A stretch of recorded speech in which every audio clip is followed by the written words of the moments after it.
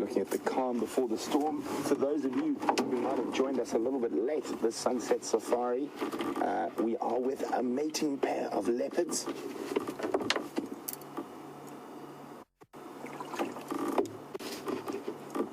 And it is one of Karula's progeny.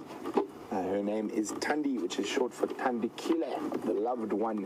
And she's moved out of her natal range to mate with Tingana, who is lying up next to her. And she is the litter mate and sister of Shadow. So quite nice to meet the other first member of Karula's first litter. And can you believe it or not, we actually even saw Mvula as well earlier on the drive. He is probably about 2.5 kilometers to the north of us at the moment.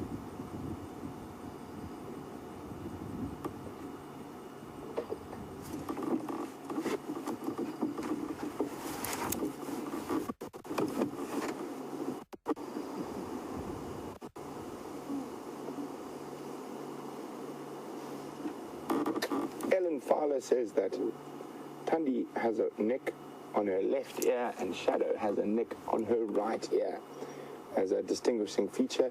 Also, just for me, looking at her, she's much darker. Her face is much darker than Shadow's. And her 3-3 spot pattern, I can't remember offhand what Shadow's is, but I don't think it's 3-3.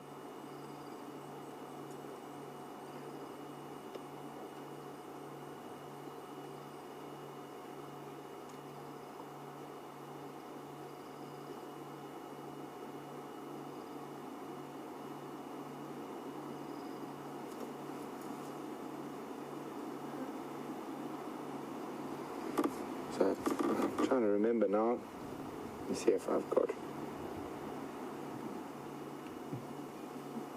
I'm sure I must have a picture of Madam Shadow somewhere.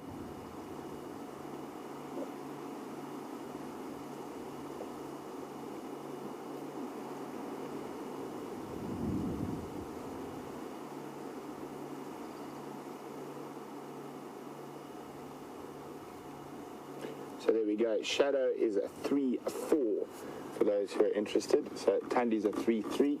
And have a look here. I've got a picture. So on the right, Shadow has a 3 and then a 4, including a very small one there. So Shadow is a 3-4. And you can see a little bit of resemblance in the face, and you see how much lighter Shadow's face is than Thandi's. If we have a look at Thandi now, can see much darker in the face.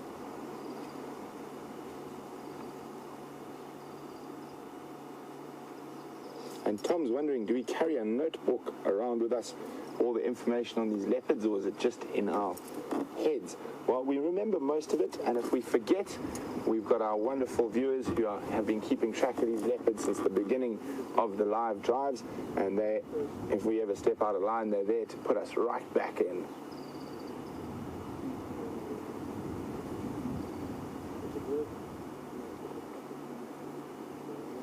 So, can you believe it? When I was tracking this morning, helping Jamie, I was following these tracks just before the end of drive. I probably turned around 150, 200 meters from here. Should have kept walking. So, we're right on the top side of the Mawati, a little river system that flows through the center of Djuma. You can just see the sand through there where Andrew's showing you. So we're right on the top of the eastern bank.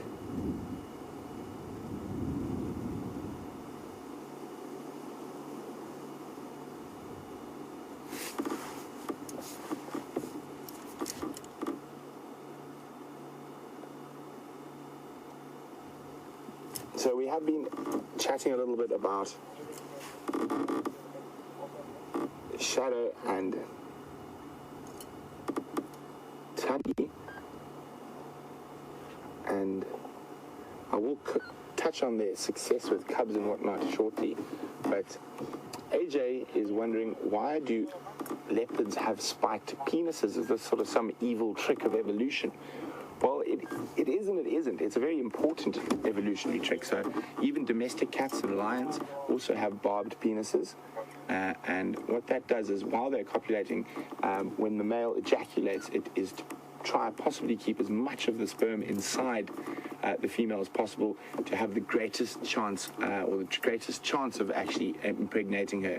And that's also why they mate so frequently over such a short time, because remember, she's only been estrus for a very short time, so they've got 4 or 5 days where they can mate constantly. So all the little evolutionary tricks to sort of ensure impregnation.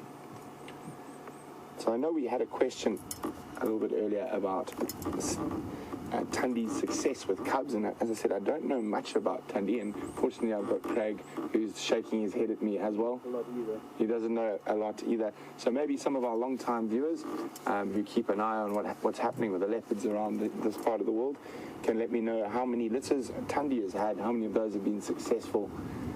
Shadow, we know she's had, well, if we want to be honest about it, theoretically 0 successful litters. And I know a lot of you have been asking about Sindile and what's happening. All I can tell you now, he is still in that facility where he is put. Unfortunately, he's probably not going to be coming back, and he is still under quarantine for rabies.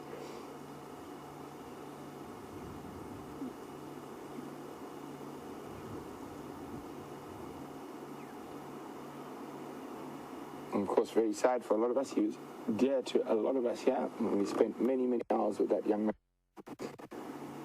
But removing a leopard that has possibly been tainted by an infected animal, as hard as it is for a lot of people who've been watching the show and watched them grow up, it is necessary.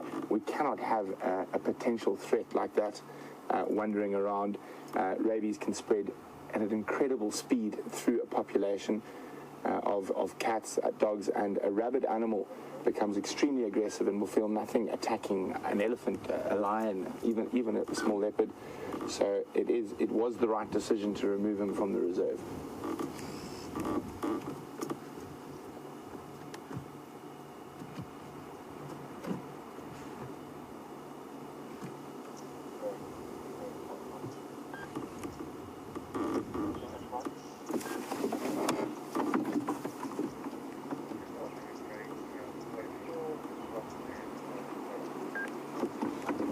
So she's starting to do a bit of grooming. Hopefully that is going to be a prelude to a bit of flirting.